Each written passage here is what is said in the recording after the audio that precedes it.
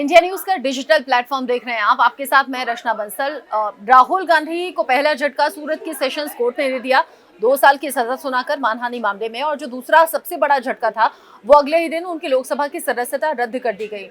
ऐसा लग रहा है कि राहुल के लिए कुछ मुफीद समय नहीं चल रहा है और अब राहुल गांधी से जो माफी मंगवाने का दौर है वो अब और ज्यादा जोर पकड़ता हुआ नजर आ रहा है। जो पहला केस हमने देखा वो सामने आया था अभी इन दिनों में, जब बजट सत्र चल रहा है, हंगामेदार सदन की कार्यवाही रही। उसमें बीजेपी ने यह मांग की कि राहुल गांधी ने लंदन में कैम्ब्रिज में जाकर जो देश को लेकर कहा है वो देश के अपमान के जैसा देखा जाता है। ऐसा लग रहा है कि देश को अपमानित करने का काम राहुल गांधी ने किया है और इसीलिए राहुल गांधी को माफी मांगनी चाहिए। राहुल गांधी ने कह दिया नहीं, मैं माफी नहीं मांगूंगा। 2019 का मामला जिसमें मोदी सरनेम को लेकर राहुल गांधी ने टिप्पणी की, इसको लेकर भी बीजेपी ने कहा कि अगर माफी मांग लेते राहुल गांधी तो इस हद तक नौबत आती नहीं कि उनकी लोकसभा सदस्यता चली जाए। राहुल गांधी प्रेस के सामने पहली बार कल सामने आए जब लोकसभा सदस्यता चली गई। उसके बाद राहुल गांधी ने सीधे और साफ शब्दों में कह दिया कि मैं राहुल गांधी हूं, मैं गांधी फैमिली से आता हूं, मैं सावरकर नहीं हूं जो मैं माफी मांग लूं। गांधी कभी माफी नहीं मांगता, ये राहुल गांधी ने स्पष्ट शब्दों में कह दिया। मतलब राहुल गांधी अगर माफी मांगते तो उनकी मुश्किलें कम हो सकती थी। राहुल गांधी ने कहा कि मैं माफी नहीं मांगूंगा क्योंकि सच को झुकने की जरूरत नहीं रहती, मैं सच के साथ हूं और सच के राह पर चल रहा हूं।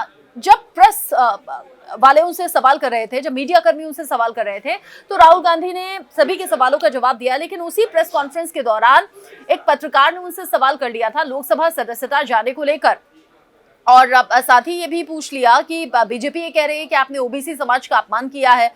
राहुल गांधी इस सवाल को लेकर बिफर गए। राहुल गांधी ने उस पत्रकार से कह दिया कि आप जिस तरह के सवाल पूछ रहे हैं, राहुल गांधी हालांकि उस वक्त थोड़ा सा गुस्से में भी थे, वो प्रेस कॉन्फ्रेंस में लाइव देख रही थी। राहुल गांधी ने कहा कि पहले आप यहाँ थे, फिर आप यहाँ आए, फिर आप यहाँ आए, आप लगातार अलग अलग जगहों से बीजेपी का माउथ पीस बनकर मुझसे सवाल कर रहे हैं, और अगर आपको इसी तरह से सवाल करने हैं तो राहुल गांधी ने कहा कि एक काम कीजिए, एक बैज यहां पर लगा लीजिए बीजेपी का, और अपने आप को पत्रकार मत कहिए, अपने आप को आप बीजेपी का स्पोक्स पर्सन कहिए।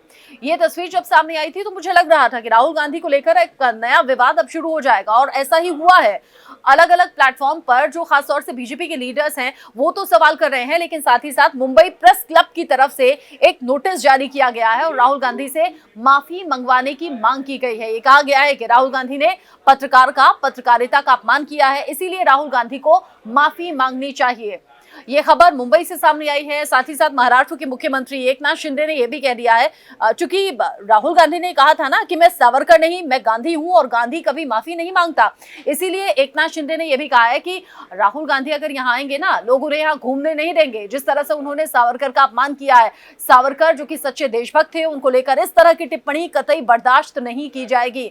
मतलब राहुल गांधी जो पहले से अपने भाषण को लेकर या अपने बयानों को लेकर अब न सिर्फ मुश्किलों में दिखे, बल्कि सबसे बड़ा झटका लोकसभा सदस्यता उनकी चली गई है।